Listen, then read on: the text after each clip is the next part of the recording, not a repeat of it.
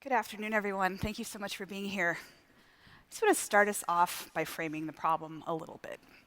So currently in the United States, there are 6.9 million adults that are under correctional supervision, 1.6 million in prison, 731,000 in jails. 60% of those people are racial or ethnic minorities. We have also built a system where our criminal justice system has become one of our primary social service providers. Up to 50% of people in jail and prison have serious mental illness issues, and up to 68% have problems with substance abuse.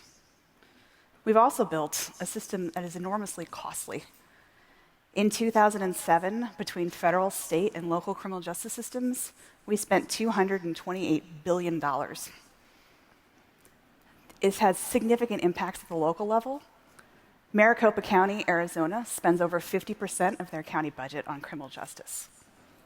The state of Pennsylvania spends $40 million in 1 year to incarcerate residents of one zip code in Philadelphia. And if you go to the Justice Mapping Project, which has amazing data visualizations, you can see all of the blocks in Chicago where the city spends more than $1 million every year to incarcerate residents. We have built a system that cycles through some of our country's poorest and most vulnerable people at enormous cost, both in dollars and to neighborhoods and communities.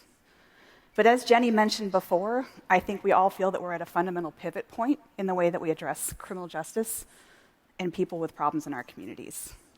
And we're very excited to be joined here today by people who are leading the charge to try to change the way that we address our criminal justice system. So I want to start with Paul and Gary, who are kind of on the front end and the back end of the system, with the police department really as our front line, and the jails as one of the primary places that we can see opportunities to change the way that we do business. And I want to start with Paul and ask, how is it that you're using data and technology to try to change the way that you do business here in Oakland? So first of all, thank you. And as a lifelong Oaklander, I welcome everyone to Oakland. Thank you for coming and spending your money in our city. We will take that. So thanks. This is a serious topic.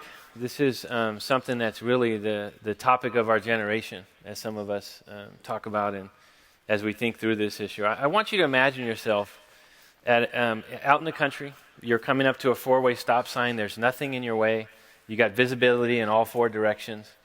It's 2 o'clock in the afternoon, and there's no other cars coming. No other cars coming. It's just you. And you're approaching that stop sign. By a show of hands, how many people are going to stop at the four-way stop sign? Most of the people in the room. These lights make it kind of tough, but it look that way. And that's true. That's because we've all bought into a system of traffic safety. We know, and we have agreed to and have voluntarily acquiesced our compliance to a government rule because we believe that if we all follow those rules together, we're going to be safer. And that's why we stop at this four-way stop sign even when there's no cars coming, because we believe that the system of rules that have been set up are there to protect us, and they're there to keep us safe. That's why we stop. As we look at law enforcement over at least in the last 100 years, and we can go back to law enforcement, how it began and how it began across the country, we see a system that has gotten us here today, that has brought about extremely high rates of incarceration in the United States. That's something we need to own. And that's something we need to say that is not good for a society. And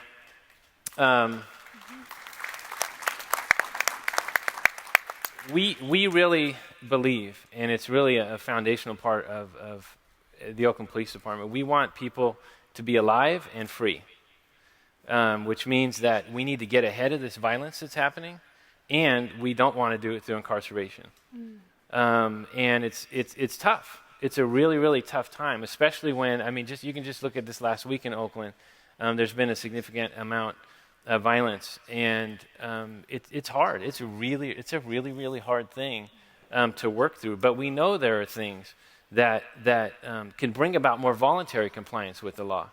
For so long, because of the incarceration rates, because of the relationship that the police have had, particularly with communities of color in this nation, and we need to own this part of the conversation too, there's not the willingness to voluntarily want to participate in a system that hasn't helped them out. Like just like you stop at the stop signs, if the system hasn't helped you out, if you think it's not going to keep you safe, and in some communities, if calling the police actually might get you hurt, which is sometimes a prevalent belief, they're not going to want to participate in that.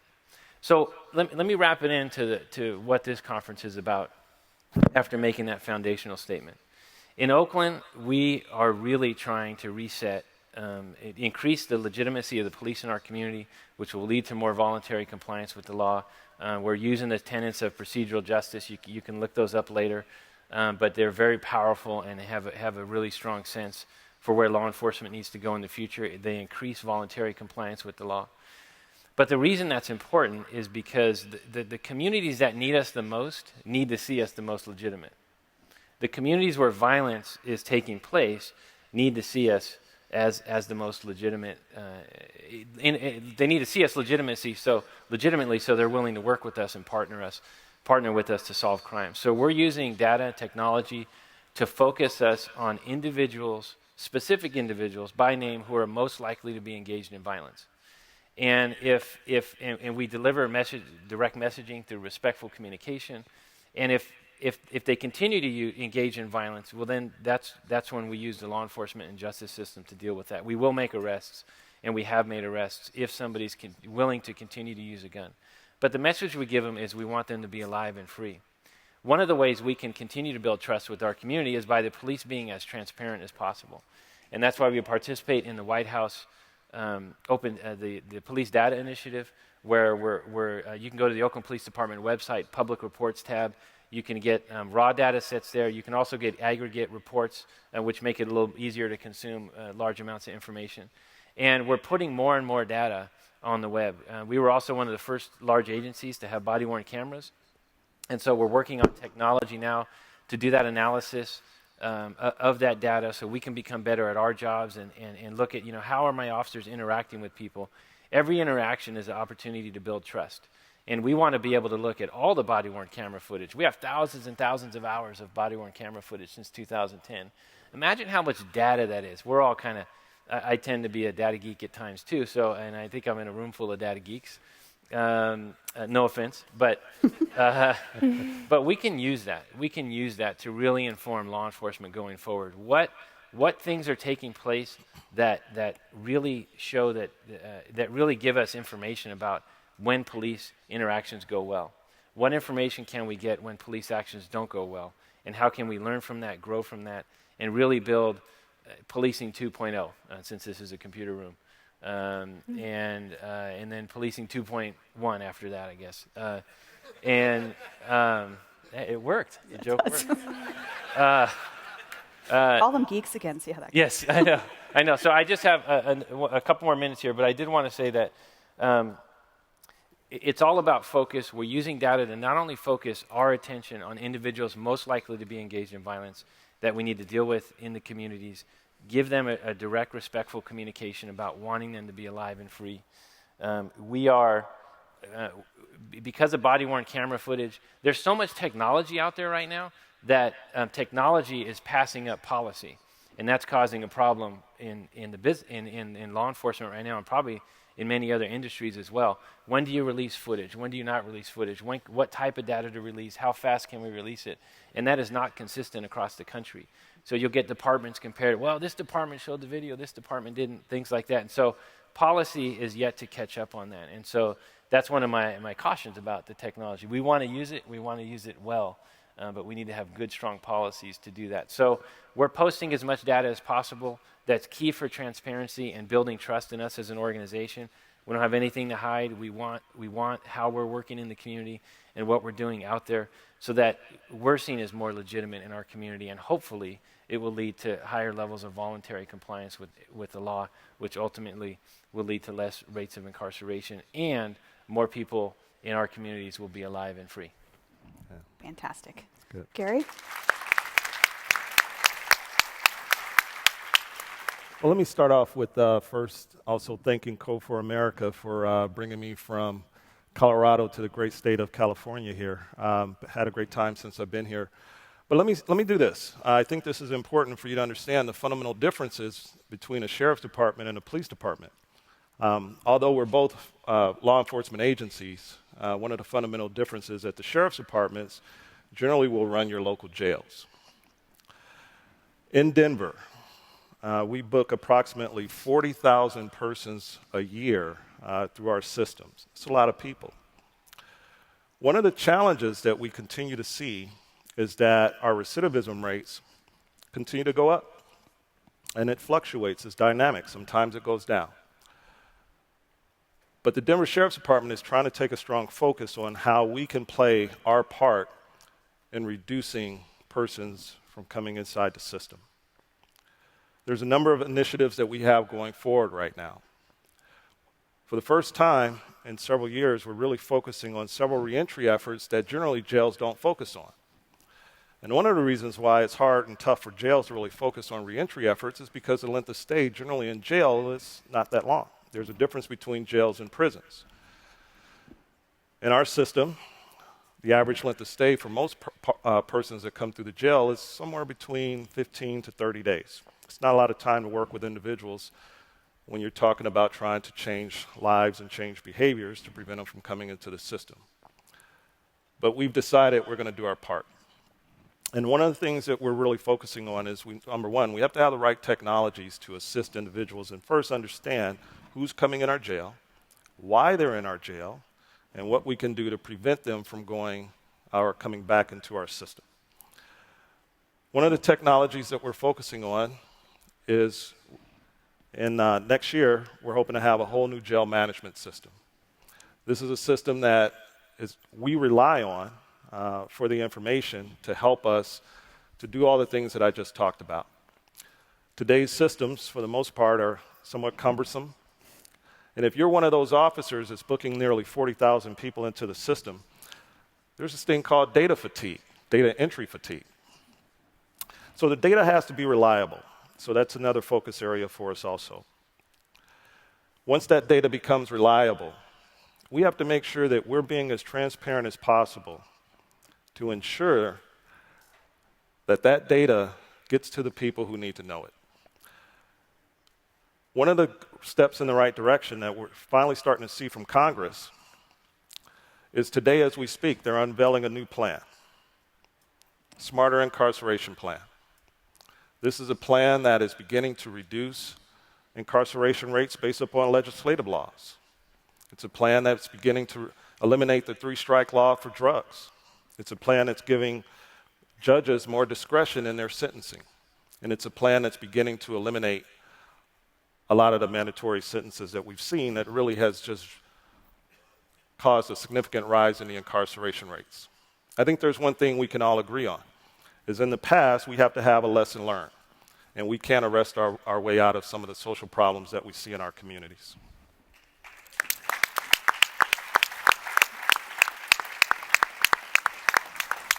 So, Lenore, you come at this from a slightly different perspective, which is an outside advocacy organization. And you have been very successful in getting California to implement Proposition 47, which was a law that reduced several felonies to misdemeanors and reinvested the savings into helping at-risk kids with drug abuse and also building victim advocacy into the criminal justice reform conversation, which is something that often is missing. How is it that you were able to use data and technology to help advocate for the reform? How is it that you're able to track the impact of that reform? And what are the challenges that you face? No challenges. Easy peasy. It's really great to be here this afternoon. Thanks to Code for America for organizing this event. And thanks to the panelists. I just want to say that this is the kind of leadership that we need in our criminal justice system. So I'm really, really proud to be up here with the two of you. Thank you. So, in order to make way for smart on crime, we need to challenge some of the assumptions of the old way of doing business. And from our perspective, data can help challenge those assumptions. When you look at the tough on crime era, there's two, core assumptions that at Californians for Safety and Justice we've spent some time trying to use data to challenge. One of those assumptions is that tough on crime is good for crime victims and what crime victims want. The other assumption is that tough laws work. So looking at both of those, starting with crime survivors, when we formed Californians for Safety and Justice, we knew that we needed to understand better the impact of the tough on crime era, specifically on those it's purportedly designed to support and serve the most. Rightfully so, which is crime victims. So we started looking at the information that's out there, and what we found really quickly is that despite this massive increase in expenditures in criminal justice, there's very little accurate information out there about who crime victims are and what crime victims want from their criminal justice system policies. So we put together the first of its kind statewide survey of crime victims in 2013. We did public opinion research and we talked to crime victims up and down the state of California. And we learned a couple of really important things.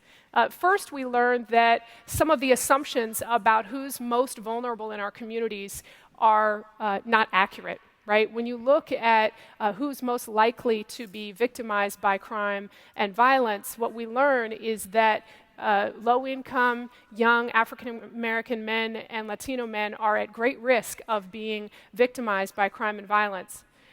We also know that despite the diverse background of, a lot of people are impacted by crime and violence, as diverse as the state of California itself, when you talk about repeat victimization, that concentration of victimization gets even greater. That's right. So we know who's vulnerable. Then the question is, if that's who is at great risk, what are the kinds of services and supports that we're offering to those who are most vulnerable in our communities? Well, what we found was even more remarkable, and that is that the majority of crime victims, victims of all walks of life, do not access victim services. And those that do access victim services find them difficult to use and not as necessarily helpful in terms of recovering from the trauma that they've experienced. So that is a statement in of itself when you think about how much we spend on criminal justice. If the purpose and point is to support and uphold those who are vulnerable, we're missing the boat. The other thing that we did, in addition to asking about victims' experiences with trauma recovery and services, was what kind of policies do you want from your criminal justice system? And what we learned is that diverse crime victims from across the state of California, by a 7-to-1 margin, prefer investments into rehabilitation, community support services, treatment at the local level over prisons, right? That is a major piece of information for us in terms of how we design our public policies. When we think about the tough on crime era and the rhetoric and the politics behind that, and now we realize not only did it not serve our communities, it's not even what those who are at the center of vulnerability want. We really have an opportunity here to flip the script. And in flipping the script, it's about putting the needs of those who are most likely to be victimized at the center of policymaking for criminal justice. And that would mean reining in the tough on crime era, reversing the mandatory sentencing policies that have driven expenditures through the roof, and investing in the communities that are most likely to be experiencing crime and violence. So that's assumption number one. Assumption number two is that tough laws work. Well, what's been, I think that most of us in the room would agree, we've agreed, we've solved that mystery. It doesn't work, right? We have a recidivism rate in California of more than 60% of people coming out of state prison return within 3 years. That's not a good return on investment, we know that. But there's another part of tough laws that we talk about a little bit less, and that's what tough laws mean for people with felony convictions. In California, we passed last November something called Proposition 47.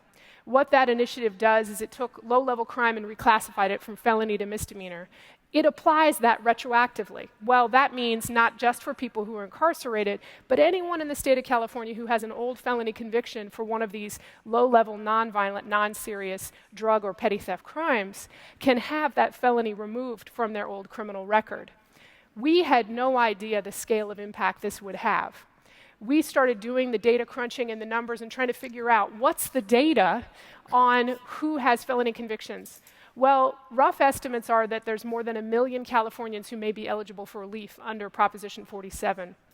Old felony convictions, sometimes going back 20, 30 years. You have to ask yourself, why would someone who has a conviction that old want to get it changed?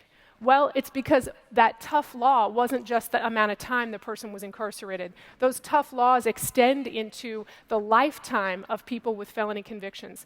In California, we have more than 4,800 post-conviction restrictions on people with felony convictions.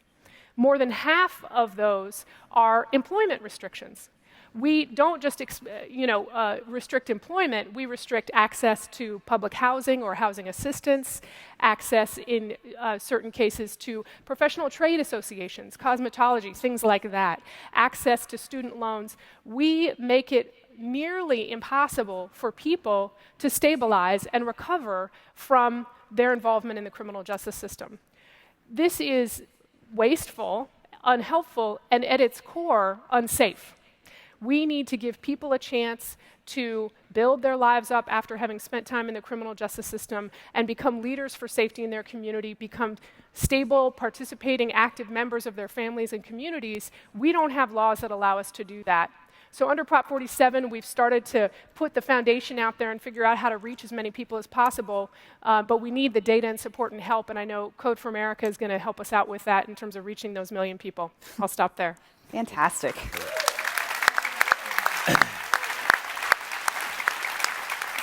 So I wanted to finish with just one question for each of you, which is that not any one of you individually or any one of your institutions individually can solve this problem. Who else do you need at the table with you in order to actually effectively implement reform in your communities? I know we've already heard the legislature has gotten a shout out. Paul, who else do you need? Just a few things. One is everyone in this room. We have all dropped the ball on data and data collection for years. There's no reason we should be at this point we are right now and be talking about data that we probably should have been discussing 20 years ago. So I include myself in that criticism. But we're at a point now where we just need to own that and get the data so we can make really informed decisions based on good, solid information, good, solid, factual information. We need people from the mental health field, professionals, to come alongside us. Not only is incarceration expensive, when we put someone under a psychiatric hold, they go to emergency room, and that cost skyrockets as well across the board. So we have a couple programs in Oakland where clinicians actually respond in the field with us, so we're piloting some of that, and they're actually resulting wonderful results where the clinician takes the lead in the conversation and tries to stabilize the person as best they can right there in the home, and that's a really wonderful program that's moving forward. And then, I would say from the police department side, I'll be selfish here for a second, we need people to sit at the table with us. It's a tough time to be a cop in the country right now. The conversation, you can just turn on the media at any point, and there are hundreds of officers working really, really hard at an extremely highly ethical level every day in this city and cities across the country. But given the current climate, some people have, or it's been difficult to get large coalitions to the table to talk about it because of the sentiment, because of the feeling, and the almost the singular focus on one issue versus another. And it's going to take us all sitting at the table using really good data, which is why everyone's here in the room, and co-creating the solution moving forward to really get to capture that policing 2.0 that we're looking for. Great. Gary? Yeah, let me start with the reform efforts in law enforcement agencies, and then I'll go back to the mental health issues. But I don't think there's a department, a law enforcement department, that isn't undergoing some type of reform, and if not, you will be. Because the reality is that what we were doing previously no longer works. And we have to find better solutions and better ways of serving our community. We're public servants. Our responsibility is to serve the public. And one of the ways that we do that, and I'm so glad you mentioned having the community at the table, because we need to understand the social changes, the things that's going on in our communities so that we can respond properly. Because in law enforcement, one of the things that's happening is this business is ever changing. There's never one solution that's going to always work. And so we have to make sure that we're being proactive and we're in front of change, not like what we've been seeing over the last couple years where we're actually responding to issues that we already should have been dealing with. And let me be clear on this. We don't want bad officers in our department as much as you don't want to see them in our agency.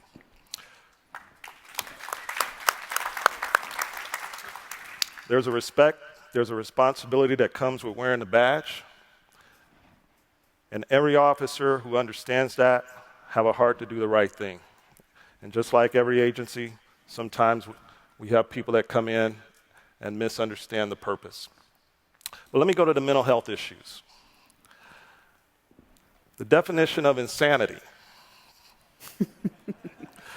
is doing the same thing, expecting different results. Jails were never built for mental health patients.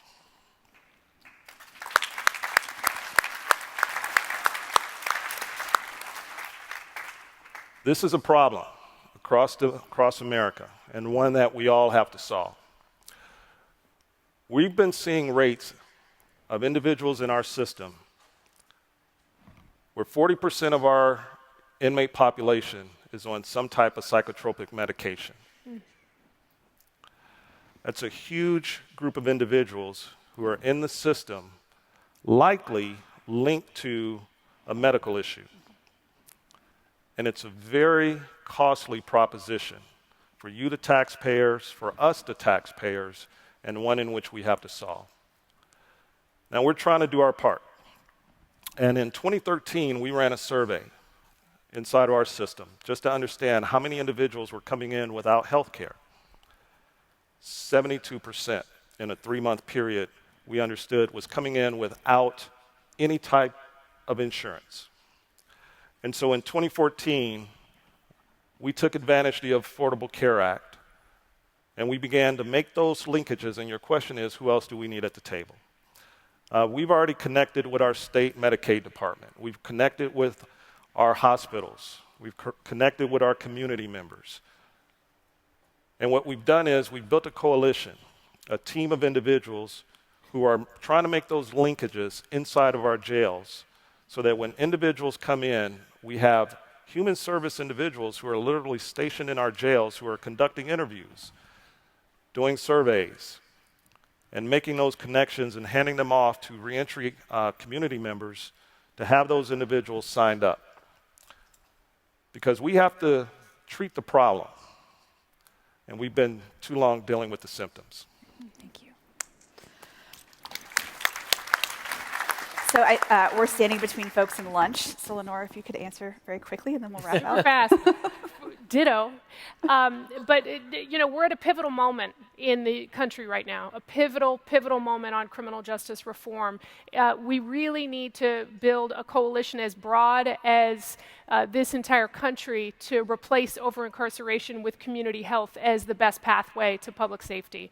In order to build that coalition, we need to think outside the box in terms of unlikely alliances. When we ran the Proposition 47 campaign, we had conservative, we had liberal, we had Democrat, we had Republican, we had celebrities, we had faith leaders. I mean, this was an unprecedented campaign, and the backing for it was as diverse as our state. And it really goes to show you when you have a concept that it's at its time, right? Which is we no longer believe that tough on crime works. We know what it does to our communities. We know the devastating impact it has, especially in communities of color. There's an opportunity to build a coalition around that fundamental concept and change these laws for good. And that's what we need to do. Excellent.